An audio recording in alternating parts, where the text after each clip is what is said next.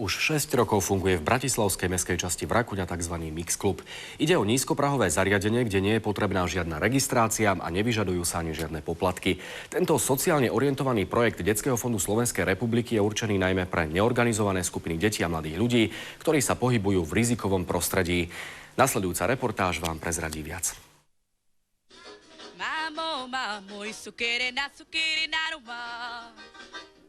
Projekt Mix Clubu je dlhodobým projektom, ktorý vlastne sa začal realizovať v roku 2000.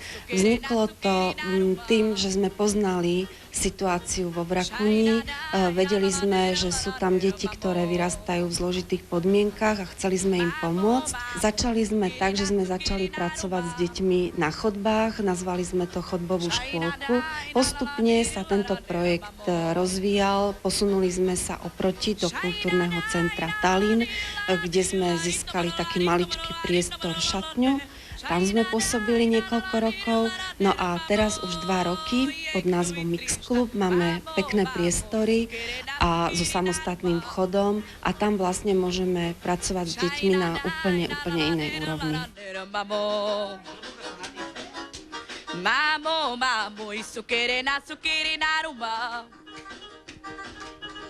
Ľudia boli trošku nedôverčiví zo začiatku, lebo nevedeli, čo môžu od nás očakávať. Nevedeli, že či by napríklad nemôžeme nejako ublížiť, alebo sa aj trošku báli, čo bolo prirodzené.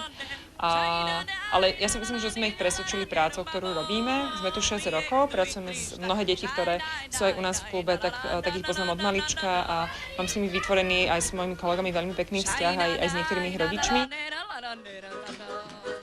Krásny prsten darovala mama mi. I že som veľký a s devčatmi chodiť smiem.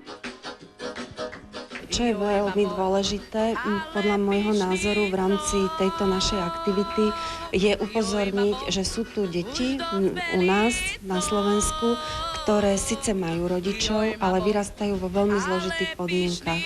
Často sú tiež aj hladné, veľmi citovo strádajú a nemajú tie základné podmienky na rozvoj, nemajú tie správne podnety pre vzdelávanie a to zázemie, ktoré také dieťa potrebuje.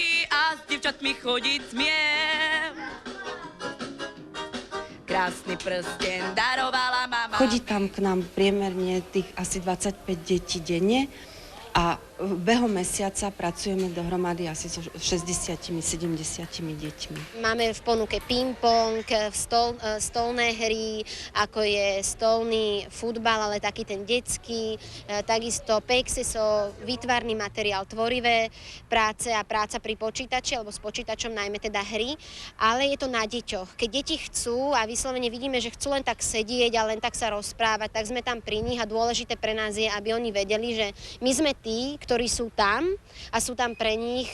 Ne, to ti vybejeme, ty mi sa hájeme tu. Super. A ja vidím, že Vládko sa hrá. Vládko sa volá, že? No. Vládko, a ty sem chodíš tiež tak dlho? 2 roky. A čo je tu úplne super? Auta hrám na počítačo, biliard.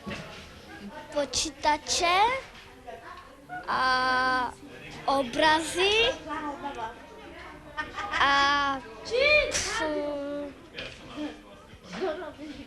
čo dole hrajú to a tuto tá kancelária. Kam si chodila predtým? Do Petržalky. My sme tam bývali a tam bol taký Mix Club tiež. A kde je lepšie? A prečo? Tak tam bolo lepšie, ale tu je lepšie. Tak som chodila do takého, kde sú iba počítače a tam som iba hrala počítače. To bolo 10 korún a 10 minút. Dlho sem bude chodiť, až dlho, dokým nebude snežiť. Aj ľudia sa na nich začínajú inak pozerať a začínajú si aj vážiť to, čo tie deti robia. Že tie deti, venujú sa hudbe, tancu, veľa kreslia, venujú sa počítačom a sú to všetko veci, ktoré v podstate predtým tu neboli a nikto im to neponúkol a nemali možnosť sa nájsť, povedzme, svoj talent v niečom.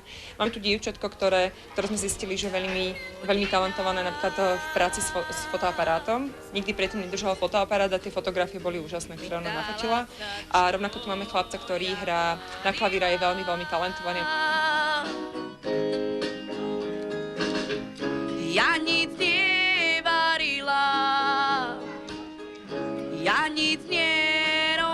keď začnete mať kohokoľvek rád, tak s ním pracujete rád a tie decká sú perfektné, sú živelné. Nielen ja niečo učím ich, ale oni hlavne učia niečo mňa. A to je naozaj taká bezpodmienečná láska. V zásade sa snažíme byť alternatívou k ulici. To znamená, že sme priestor, ktorý je otvorený a snažíme sa, aby bol bezpečný a snažíme sa ponúknuť niečo, čo na tej ulici proste deti nenájdu.